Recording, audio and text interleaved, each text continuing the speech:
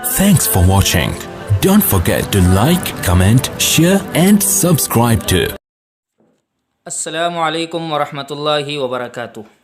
मोहतरम नाज़रीन, बहुत सारे अहबाब की तरफ से ये दरख्वास्त की गई थी कि नमाज ईद का तरीक़ा बताया जाए। चुनांचे नमाज ईद का तरीक़ा मुलाहज़ा फ़रमाएँ।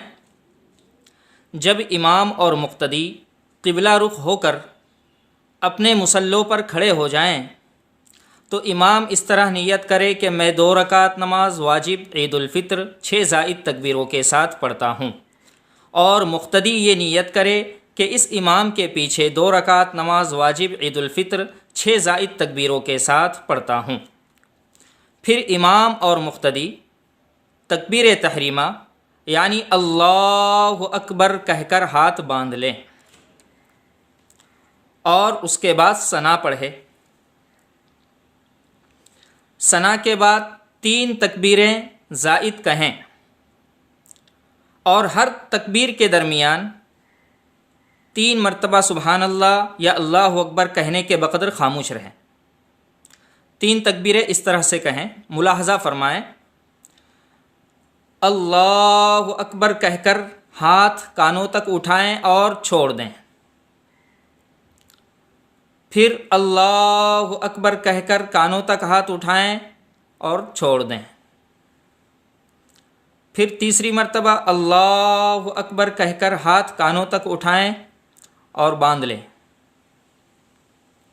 उसके बाद इमाम मामूल के मुताबिक सूरह फातिहा की तिलावत करे और कोई सूरत पढ़े। बेहतर यह है कि मसनून सूरतों में से सब्बिहिस्म रब्बिकल आला पढ़ी जाए, और अगर वो याद ना हो तो कोई दूसरी सूरत पढ़ी जा सकती है। फिर उसके बाद इमाम साहब रुकू करेंगे। रुकू के बाद इमाम साहब 2 सजदे करेंगे।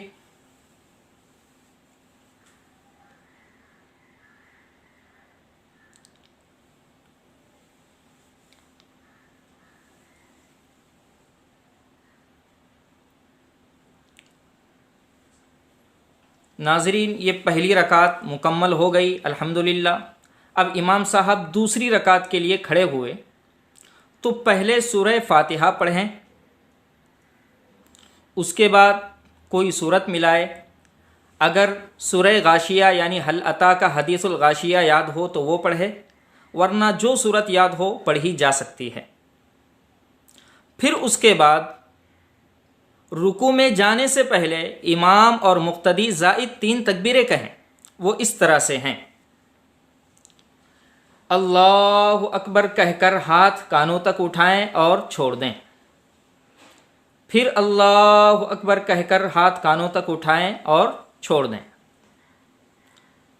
फिर अल्लाहु अकबर कहकर हाथ कानों तक उठाएं और छोड़ दें, और चौथी मर्तबा कानों तक हाथ उठाए बग़ैर अल्लाहु अकबर कहकर रुकू में चले जाएं और पहली रकात की तरह अपनी नमाज को पूरी करें।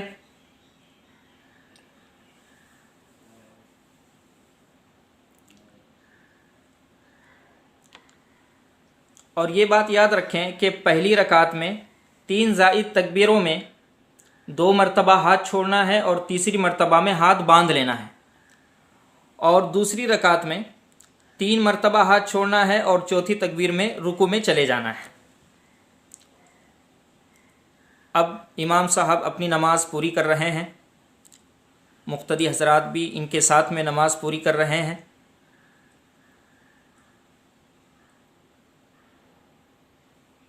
इमाम साहब ने सलाम फेरा दाईं तरफ, फिर बाईं तरफ। अब नमाज के फ़ौरन बाद चूँकि दुआ कबूल होती है, इस वास्ते इमाम साहब और मुक़्तदी हज़रात दुआ करें।